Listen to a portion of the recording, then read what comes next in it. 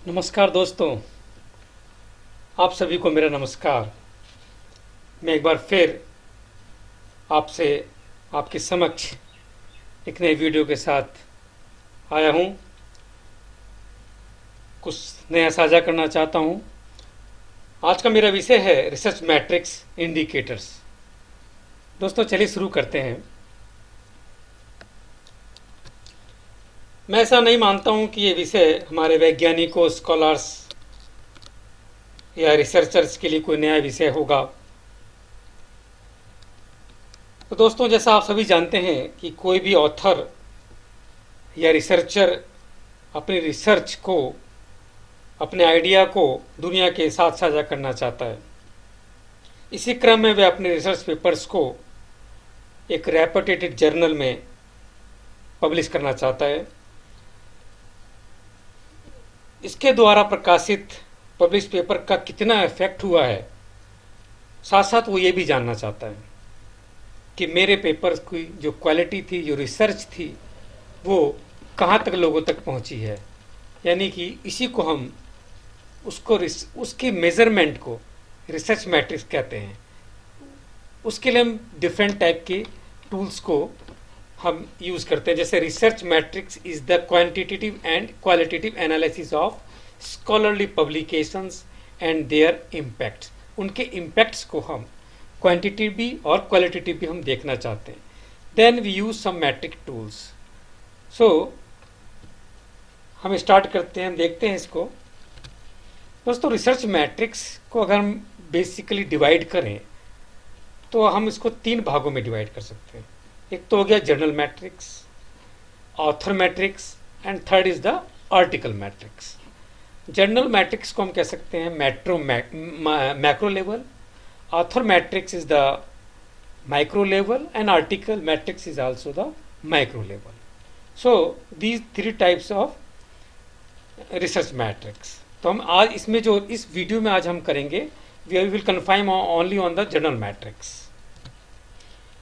दोस्तों, अगर हम 20-30 साल पहले जाएं तो जो हमारे साइंटिस्ट या वैज्ञानिक या रिसर्चर्स हुआ करते थे, उस टाइम वो बात किया करते थे जर्नल मैट्रिक्स के लेवल पर कि उस जर्नल का ISSN नंबर होना चाहिए, तो वो एक क्वालिटेटिव जर्नल है। यानी आप वहाँ पर पब्लिश कीजिए अपने पेपर को, अगर आप उसको अच्छा ब्रॉड साइटेशन देना चाहते हैं। Second one is the Pir reviewed journal, जिसको रेफर्ड जर्नल भी बोलते हैं, कि वो जर्नल पीर रिव्यूड जर्नल हो, कम से कम वहाँ पर आप अपनी रिसर्च को पब्लिश कीजिए। Third is the journal indexed by database, यानी कि किसी डेटाबेस में, जैसे कि साइंस साइटेशन इंडेक्स में जर्नल्स को हम इंडेक्स करते हैं, तो वहाँ पर वो इंडेक्स होना चाहिए वो जर्नल। तो ये जर्नल मैट्रिक्स लेवल पर ये 3 जो है ये मैट्रिक्स को हम माना करते हैं। कुछ समय पहले की बातें हैं। फिर अब है कि ऑथर मैट्रिक्स लेवल पर अगर हम जाएं तो वहाँ पर था कि नंबर ऑफ पब्लिकेशंस, यानी कि क्वांटिटेटिव अप्रोच, आपके कितने पब्लिश आपने पेपर किए हैं, ये एक आपका पैरामीटर था कि आप एक अच्छे ऑथर हैं, आप रिसर्चर हैं। Number 2 is the number of citations. Number of citations का एक वैल्यूएबल पैरामीटर है आज के दिनों में, क्योंकि एक वेरिएबल ऐसा है जिसके बेस पर ही मैट्रिक्स काम करती हैं, रिसर्च मैट्रिक्स हैं जो काम करती हैं। साइटेशंस आपकी जब भी मैक्सिमम होंगी जब आपका जहां आपने पब्लिश किया है पेपर, उसकी कुछ क्वालिटी होगी, तभी आपके पेपर को वहां पर लोग देखेंगे और उसको साइट करेंगे आपके अपने पेपर में, और फिर उसके रेफरेंस में इंक्लूड करेंगे। Third is the article matrix. Number of citations पर ही डिपेंड है। 2005 के ऑनवर्ड्स नंबर ऑफ साइटेशंस को ही काफ़ी फेमस में आया, जिससे कि नंबर ऑफ साइटेशंस के ऊपर ही डिपेंड हो गए थे कि ये नंबर ऑफ जो रिसर्च मैट्रिक्स है, ये एक मेन रिसर्च मैट्रिक्स है। तो नंबर ऑफ साइटेशंस का बहुत बड़ा इम्पैक्ट पड़ता है। क्योंकि वीडियो ज़्यादा लंबा ना हो, उसके लिए हम आज ये करेंगे कि जनरल मैट्रिक्स पर ही अपने वीडियो कन्फाइन करेंगे। तो जनरल मैट्रिक्स के जो डिफरेंट मैट्रिक्स हैं उनको हम कैसे देखते हैं। अगर इंटरनेशनल लेवल पर हम देखें जनरल मैट्रिक्स को, तो हम जानते हैं कि 2 इम्पॉर्टेंट रिनाउंड डेटाबेसेस हैं, web of science and the Scopus, इसके दोनों के अपने अपने मैट्रिक्स हैं। वेब ऑफ साइंस जो है वो क्लैरिवेट एनालिसिस उसको मॉनिटर करता है, और स्कोपस जो है वो एल्सर ग्रुप का है और उसको वो मॉनिटर करता है। वेब ऑफ साइंस क्लैरिवेट्स एनालिसिस से पहले इसको थॉमसन न्यूटर्स ही इसको देखा करते थे, अब ये क्लैरिवेट एनालिसिस इसको मॉनिटर करता है। तो वेब ऑफ साइंस के जो मैट्रिक्स हैं उनमें मेन जो मैट्रिक्स हैं जैसे कि general impact factor. General impact factor एक मेजर मैट्रिक्स रहा है 1970 के बाद से, और ये वेब ऑफ साइंस का एक मेन पैरामीटर है जो कि जनरल इम्पैक्ट फैक्टर देता है। उसके अलावा 5 ईयर जनरल इम्पैक्ट फैक्टर भी ये देता है, इमीडिएसी इंडेक्स भी और आइजन फैक्टर भी। दोस्तों दोनों रिनाउंड जर्नल जो डेटाबेसेस हैं दोनों सब्सक्राइब करने होते हैं, और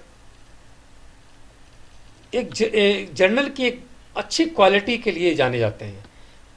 अगर दोनों स्कोपस में या जर्नल वेब ऑफ साइंस में स्कोपस में किसी एक में भी अगर वो जर्नल आपका जिसमें आप अपना रिसर्च पब्लिश करना चाहते हैं अगर वो इसके अंदर इंडेक्स्ड हैं, इट मीन्स आपने जो आप सिलेक्ट करना चाहते हैं जर्नल वो एक क्वालिटी रखता है, यानी कि क्वालिटी उस जर्नल की है, तभी इन दोनों इंटरनेशनल लेवल पे इनको रिकॉग्नाइज किया गया है। तो ये एक बात ध्यान रखनी होगी हमें रिसर्चर्स, स्कॉलर्स और साइंस वैज्ञानिकों से मैं कहूँगा कि हमारे वही जर्नल्स में आर्टिकल्स या रिसर्च पेपर पब्लिश करें जो वेब ऑफ साइंस या स्कोपस के अंदर इंडेक्स्ड हों, तभी आपकी जो साइटेशंस हैं वो बढ़ेंगे, क्योंकि उसको लोग मैक्सिमम देखेंगे, क्योंकि वो एक क्वालिटी लेवल पे लेके जाता है, तब वो उसको पब्लिश करता है। तो आपके पेपर के अंदर एक जर्नल पेपर में एक क्वालिटी आएगी, और इसलिए वो ज़्यादा से ज़्यादा लोग साइट करेंगे। आते हैं दोस्तों वेब ऑफ साइंस पर। इसके मैट्रिक्स क्या है? General impact factor, 5 year general impact factor और इमीडिएसी इंडेक्स और आइजन फैक्टर। स्कोपस मैट्रिक्स में जनरल इम्पैक्ट फैक्टर, क्योंकि ये वेब ऑफ साइंस सब्सक्राइब करना होता है, इसलिए जनरल इम्पैक्ट फैक्टर आप वैसे जर्नल की वेबसाइट पर जाके देख सकते हैं। लेकिन स्कोपस मैट्रिक्स जो देता है वो है साइट स्कोर। ये 2016 से लॉन्च हुआ है, और एक इम्पॉर्टेंट आज के दिनों में एक साइट स्कोर मेन मतलब एक इम्पॉर्टेंट पैरामीटर है। जैसे कि जनरल इम्पैक्ट फैक्टर है वैसी साइट स्कोर है, दोनों सेम है, दोनों की मेथोडोलॉजी सेम है कैलकुलेट करने की, इसको आगे डिस्कस कर लेंगे। और उसके अलावा है साइमैगो जनरल रैंक। साइमैगो जनरल रैंक एक आजकल एक बड़ा पैरामीटर है जिसमें कि कंट्री पर भी हम रैंक देख सकते हैं, जर्नल की भी और अपने सब्जेक्ट वाइज भी हम इसको देख सकते हैं। तो ये आप जेगेट वगैरह में भी जाते हैं तो आपको साइमैगो रैंक वहाँ पर आपको दिखाई पड़ता है। जर्नल में भी अगर आप किसी के देखेंगे तो जाके देखेंगे तो साइमैगो रैंक आपको मिलेगा, साइट स्कोर रैंक आपको मिलेगा। Third is the Google scholar matrix.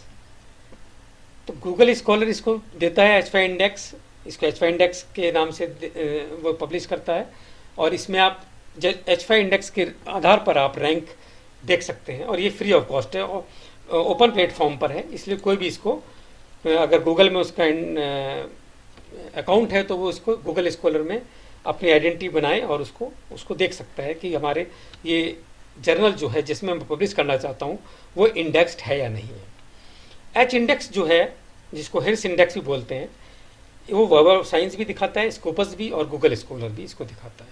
आइए दोस्तों आगे देखते हैं।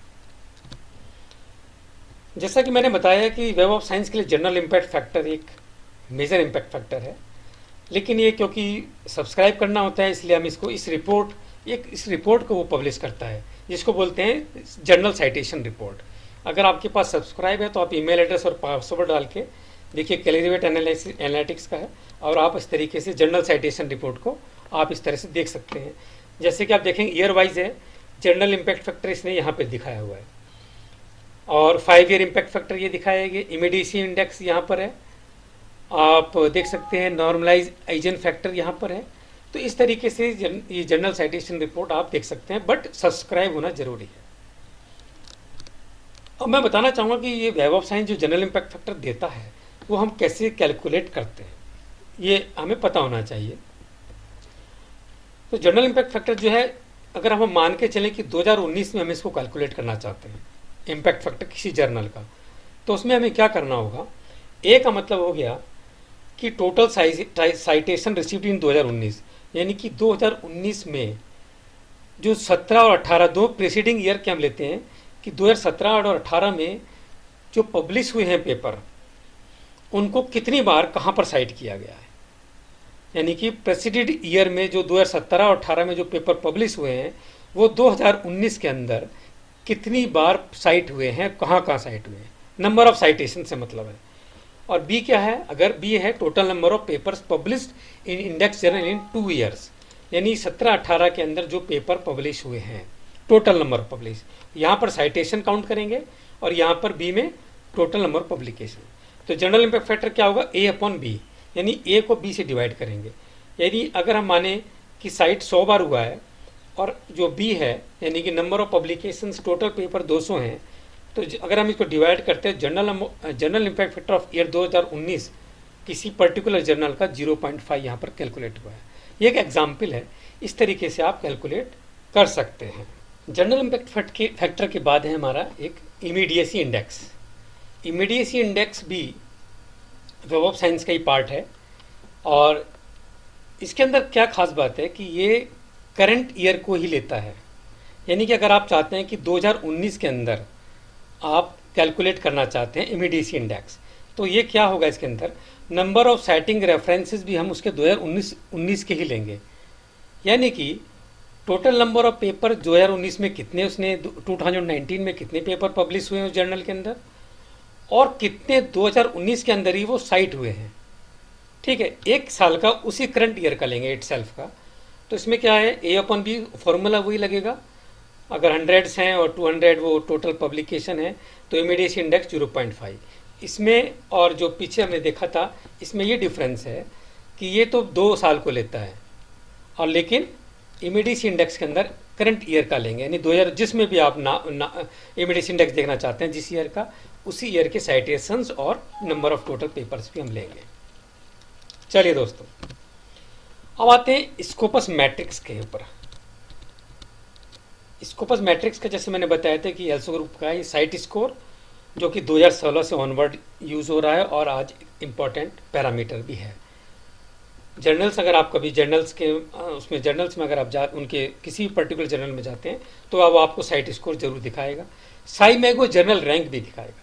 साइमैगो जर्नल रैंक एक कंट्री वाइज भी होता है, डिसिप्लिन वाइज भी होता है और इस तरह से आप, ये भी एक इम्पॉर्टेंट पैरामीटर है। जब जेगेट वगैरह में भी अगर आप सर्च करेंगे तो आप वहाँ पर आप साइमैगो जर्नल रैंक आपको मिलेगा, रैंकिंग आपकी किस तरीके से है कंट्री वाइज। एक इम्पॉर्टेंट साइमैगो एक इम्पॉर्टेंट पोर्टल है जिसमें आप बहुत सारी इंफॉर्मेशन ले सकते हैं। साइट स्कोर की मैं आपको बात बताना चाह रहा था कि साइट स्कोर में अगर हम देखें तो साइट स्कोर जो है वो वेब ऑफ साइंस के जनरल इम्पैक्ट फैक्टर की तरह ही है। और इसमें क्या अंतर दोनों के अंदर क्या है कि स्कोपस जो है इंडेक्स करता है रिसर्च जर्नल्स भी लेता है, बुक्स भी और प्रोसीडिंग्स भी लेता है, लेकिन वेब ऑफ साइंस खाली जर्नल्स को लेता है। तो स्कोपस जो है वेब ऑफ साइंस से एक बड़ा डेटाबेस है। और दूसरा ये है कि इसके अंदर जो साइट स्कोर को कैलकुलेट करता है तो इम्पैक्ट इसमें क्या है, इम्पैक्ट जो साइटेशन लेता है वो 4 ईयर की लेता है। जैसे कि आपने देखा होगा इम्पैक्ट फैक्टर के अंदर ये इम्पैक्ट फैक्टर में 2 साल की ले रहा था, अगर 19 में निकालना है तो 17-18 का, लेकिन इस साइट स्कोर के अंदर डिफरेंट है, ये 4 साल की लेता है। यानी 19 को अगर आप निकालना है तो 16, 17, 18, 19 ये 4 साल का आपका इम्पैक्ट फैक्टर देखेगा और टोटल नंबर ऑफ पब्लिकेशंस भी देखेगा 4 साल के, उसके हिसाब से साइट स्कोर निकालेगा। और साइट स्कोर खास बात क्या है, ये फ्री अवेलेबल है ओपन एक्सेस में, तो www.scopus.com में जाकर आप इसको चेक भी कर सकते हैं। मैं आपको दिखाऊंगा नेक्स्ट स्लाइड में। ये नेक्स्ट स्लाइड है, स्कोपस का साइट स्कोर है जो कि एक इम्पैक्ट फैक्टर की तरह है। अगर scopus.com में अगर आप जाते हैं तो आप इस तरीके से देख सकते हैं। अब मैं दिखाता हूँ इसको लाइव भी कैसे देखेंगे। अगर आप यहाँ पर देखें इस तरीके से, आप अगर गूगल में जाकर लिखते हैं स्कोपस तो भी आपको ये दिखाई पड़ जाएगी। इस तरीके से वो आ जाएगी, प्लेटफॉर्म आ जाएगा पोर्टल है जो कि, और ये फ्री ऑफ कॉस्ट है। और यहाँ पर आप आराम से साइट स्कोर देख सकते हैं, यानी कि जो स्कोपस का प्रोडक्ट है। इसके लिए आपको क्या है, क्रिएट अकाउंट करना पड़ता है। क्रिएट अकाउंट एक बार कर लिया तो फिर साइन इन से आप देख सकते हैं। चलिए मैं लेके चलता हूँ, जैसे क्रिएट नहीं, मैं साइन इन में जाता हूँ क्योंकि मेरे पास पहले बना हुआ है।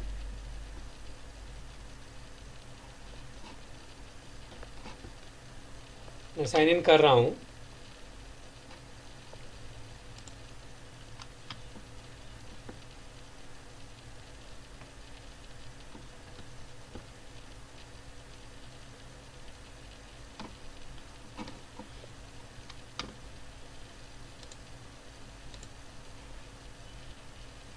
इंटरनेट की प्रॉब्लम आ रही है शायद।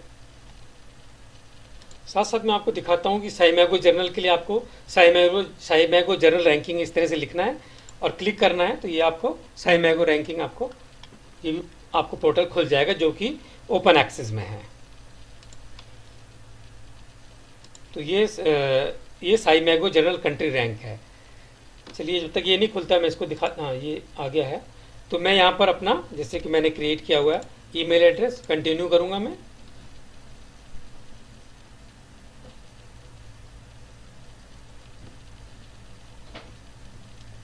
इसके बाद आपसे ये पासवर्ड मांगेगा और आपको अपना पासवर्ड यहाँ पर देना है। अगर साइन इन रहना चाहते हैं तो उसको सिलेक्ट कर लीजिए, अदरवाइज इसको हटा दीजिए।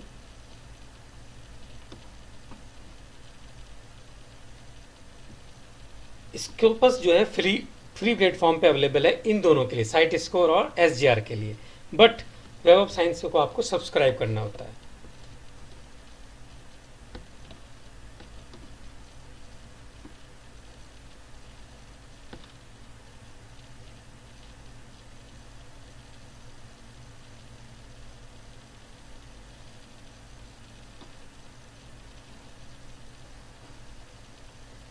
टाइम ले रहा है क्योंकि डेटाबेस है, हजारों क्वालिटी डेटाबेसेस जर्नल्स इसके अंदर इंडेक्स होते हैं।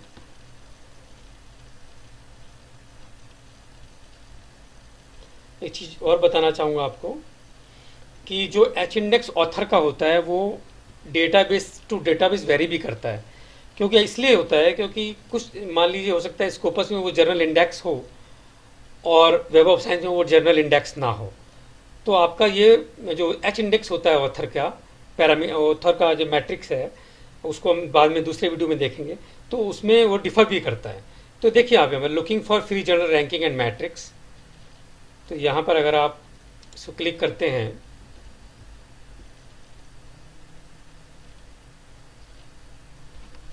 अब देखेंगे यहाँ पर 41,317 रिजल्ट यहाँ पर आपको दिखा रहा है। आप यहाँ पर एज ए टाइटल या पब्लिशर या एसएसएन नंबर या सब्जेक्ट एरिया से भी सिलेक्ट कर सकते हैं। जैसे मैं यहाँ सिलेक्ट करता हूँ जर्नल ऑफ डेयरी साइंस, मुझे साइट स्कोर इसका देखना है इस जर्नल का, तो मैं यहाँ जाऊँगा और इसको देखूंगा। जैसे 2 रिजल्ट्स यहाँ आ गए हैं। अब आप देखिए जर्नल ऑफ डेयरी साइंस और इंटरेस्ट जो डेयरी साइंस इसने कीवर्ड्स के थ्रू उठा लिए हैं। अब आप यहाँ देखिए ये आपको दिखाई पड़ रहा है साइट स्कोर इसका कितना है, 5.4 है। और भी आप देख सकते हैं साइटेशन 2016 से 19 के उसने लिए हुआ है, कितने हैं, 20,000 हैं। डॉक्यूमेंट्स टोटल कितने हैं, 3,873 है। इस तरीके से आप परसेंट साइट पब्लिशर एसजीआर भी आपको यही मिल जाएगा, साईमैगो जर्नल रिसर्च स्निप, और ये डॉक्यूमेंट जितने हैं आप इस तरीके से इस तरह की डिटेल्स दे सकते हैं। अब मान लो साइट स्कोर कैसे कैलकुलेट हुआ, आप उसको अगर क्लिक करेंगे तो आज आपको दिखाई पड़ जाएगा कि इसने 4 साल किस तरीके से इन्हें कंसीडर किया है।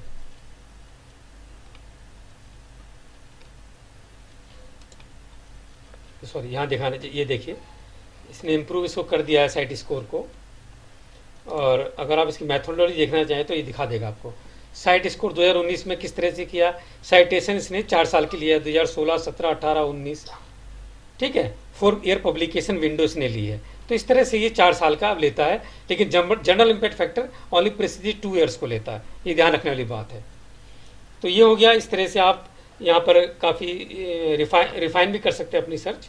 जर्नल्स, बुक सीरीज करके ये डिफरेंट फिल्टर्स आप लगा सकते हैं इसके ऊपर।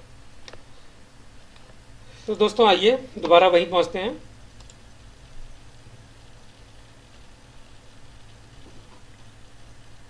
तो ये साइट, इसको मैंने बताया किस तरह आप देख सकते हैं।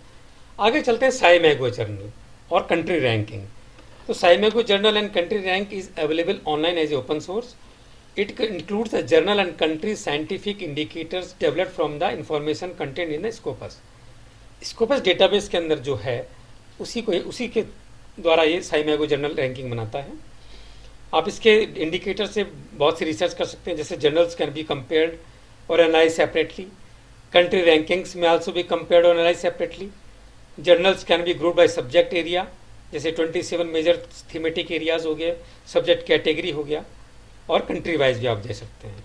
Citation data is drawn from over, इतने टाइटल्स हैं इसके अंदर, from more than 5000 international publishers and country performance metrics from 239 countries world wide.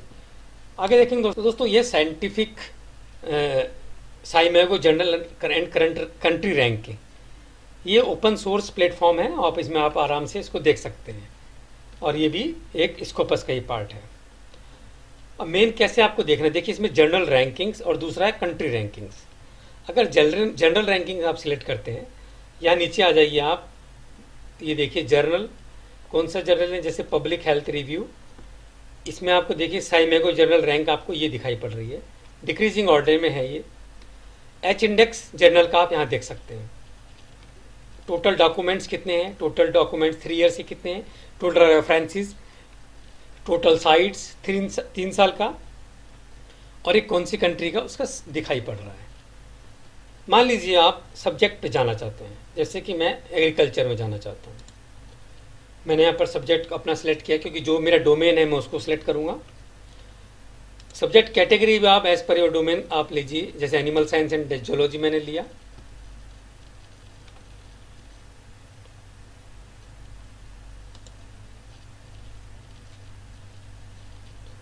और अपनी कंट्री का मैं देखना चाहता हूं तो मैं इंडिया यहां से लूंगा।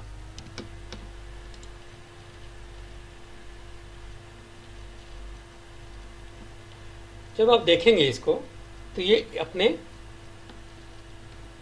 एनिमल साइंस का आपको दिखाई पड़ेगा, जैसे animal frontiers, Indian journal of animal science research, इसका इम्पैक्ट साइमैगो जर्नल, जो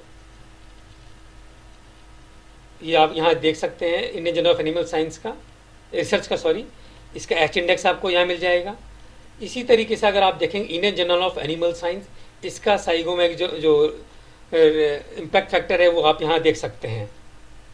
ठीक है दोस्तों, तो इस तरीके से हम जाकर इसको देख सकते हैं, और कंट्री रैंकिंग में भी हम देख सकते हैं कि कंट्री रैंकिंग में हमारे जर्नल किस जगह खड़े हुए हैं। तो जैसे कि आप देखना चाहते हैं, मान लो सब्जेक्ट पर चले जाते हैं, जैसे कि हम देखना चाहते हैं अपने सब्जेक्ट पर, फॉर एग्जांपल हम ले लेते हैं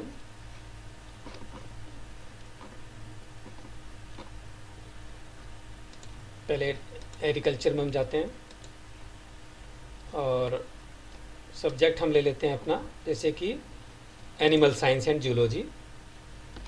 अब आप देखिए एनिमल साइंस में हमारा इंडिया कहाँ खड़ा है, इंडिया है ये 10वें नंबर पर। इसकी रैंकिंग जो है इंडियन की जो हमारे है वो 10th नंबर पर है, किसमें, एनिमल साइंस जूलॉजी के अंदर। लेकिन अगर आप वहीं अगर वेटनरी देखें, तो अगर आप यहाँ से वेटनरी साइंस लेते हैं तो हमारी रैंक अच्छी है। अब आप देखिए इंडिया की जो रैंक है, सॉरी वेटनरी,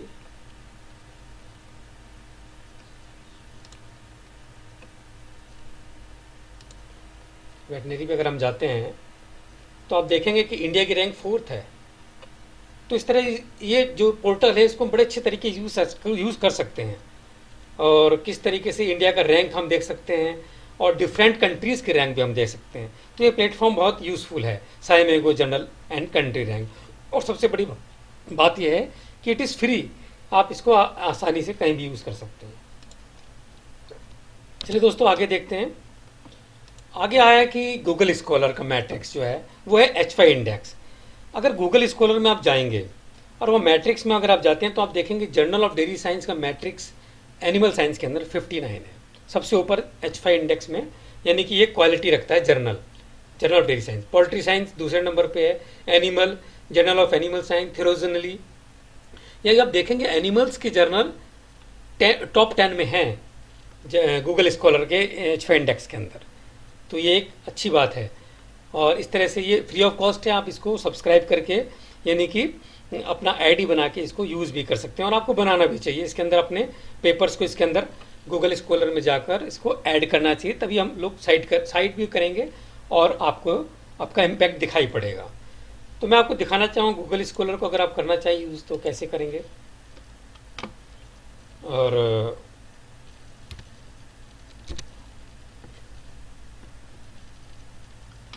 गूगल स्कॉलर्स में आप लोग अपना ज़रूर अपना अकाउंट बनाएं। तो जैसे कि ये गूगल स्कॉलर मैंने लिख लिया, ये आगे गूगल स्कॉलर, क्लिक कीजिए इसको। सबसे बड़ी बात है आपको इसको सब्सक्राइब नहीं करना। तो आप यहाँ देखेंगे कि मेरा अकाउंट है बना हुआ, और अगर आप अपने इसमें जाते हैं और मैट्रिक्स में अगर क्लिक करते हैं तो मैट्रिक्स में क्लिक करने के बाद आप यहाँ पर जब जाएंगे तो कैटेगरीज में आप सिलेक्ट कर सकते हैं। जैसे कि लाइफ साइंस में ले लेता हूँ, तो लाइफ साइंस में अगर आप सिलेक्ट करते हैं सब कैटेगरीज में आप एनिमल हस्बेंड्री या कोई भी जो भी आपकी as per domain you can select, तो आपको दिखाई पड़ेगा ये H5 इंडेक्स। ये तो आप देखेंगे मोस्ट अप टू 10 हमारे एनिमल साइंस के ही जर्नल्स हैं H5 इंडेक्स में। तो इस तरीके से ये गूगल स्कॉलर बहुत अच्छा एक प्लेटफॉर्म है आप लोगों के लिए। आप इसके अंदर अपने पेपर्स को अपलोड कीजिए अकाउंट बनाने के बाद, और फिर इसकी साइटेशंस देखिए, लोग इसको देखेंगे, साइट करेंगे। आप फिर अपना H इंडेक्स भी इसमें देख सकते हैं, फ्री ऑफ कॉस्ट है। और H इंडेक्स आपके ऑथर का भी आपको इसमें मिलेगा, वो आगे हम डिस्कस करेंगे। चलिए दोस्तों, ये था हमारा गूगल स्कॉलर। अब आ जाते हैं कि नेशनल लेवल पर क्या है। नेशनल लेवल पर है एक नास स्कोर। एग्रीकल्चर में तो नास स्कोर है, वैसे फिर एक यूजीसी केयर लिस्ट भी है यूजीसी जनरल केयर लिस्ट भी है, पर हम बात करेंगे एग्रीकल्चर लेवल पर। तो नेशनल लेवल पर नास स्कोर है 2852 जर्नल्स इसके अंदर लिस्टेड है नास में 2020 में के अंदर। और आप जैसे ही आप इसको फाइंड करेंगे तो आपको ये लिस्ट वहाँ पर मिलेगी।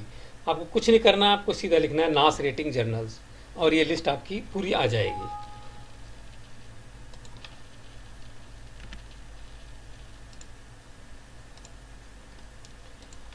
तो एक तो ये हो गया। दूसरा मैं आपको बताना चाहूँगा कि ये नास score of Indian animal science journal जो है, मैंने उसको सिलेक्ट किया था कि नास स्कोर में जो Indian journal of animal science के जो इंडियन एनिमल साइंस में जो जर्नल्स हैं वो कौन कौन से हैं।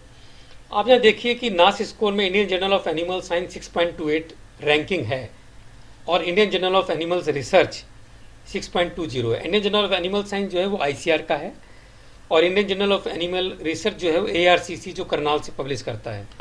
इन दोनों का नास स्कोर 6.28 और 6.22 है, यानी कि 6 बहुत अच्छा इम्पैक्ट स्कोर माना जाता है नास रेटिंग में। 4 के ऊपर हमारा स्कोर अच्छा माना जाता है कि 4 के ऊपर अगर हमारे कोई जर्नल का इम्पैक्ट नास स्कोर है तो एक अच्छा जर्नल हम उसको कंसिडर कर सकते हैं।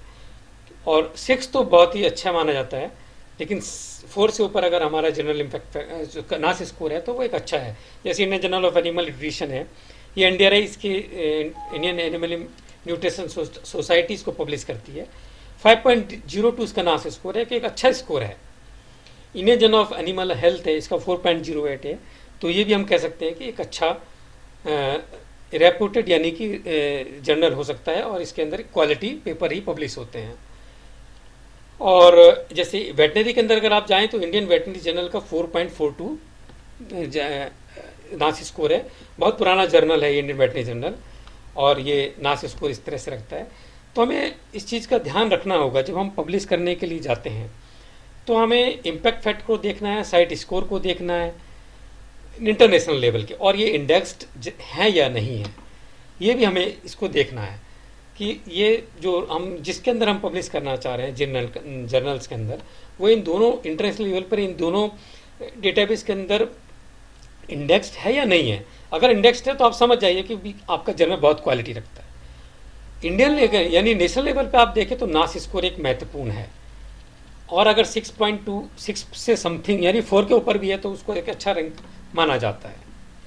तो इस तरह का हम ध्यान रखेंगे तो हम अपनी साइटेशंस बढ़ा सकते हैं, अपने हमारे जो रिसर्च पेपर्स हैं उनको क्वालिटी दे सकते हैं। दूसरा मैं बताना चाह रहा था, अब एक चीज़ और मैं आपको बताना चाहता कि जैसे स्कोपस में आप जाकर और अगर चाहते हैं कि आपको स्कोपस का जो सोर्स लिस्ट है यानी कि लिस्ट ऑफ जर्नल जो इंडेक्स्ड हैं, अगर वो चाहते हैं आप देखना तो आप डाउनलोड भी कर सकते हैं। डाउनलोड स्कोपस जब लिस्ट में आप यहाँ पर क्लिक करेंगे तो ये ये इस तरीके से यहाँ पर सेव हो जाएगी आपकी, जहाँ भी आप चाहेंगे।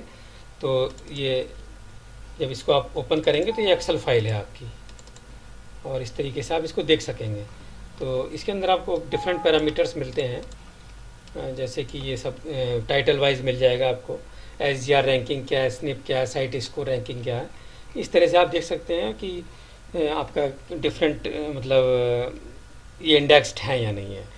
तो मेरा यही कहना है कि आप इस बात को जब भी पब्लिश करने के लिए आप जाते हैं तो आप इस बात को देखें कि हमारा जो जर्नल जिसमें हम पब्लिश करने जा रहे हैं वो एक क्वालिटी रखता हो, और तभी आपके पेपर की वैल्यू भी है। थैंक यू दोस्तों, थैंक यू।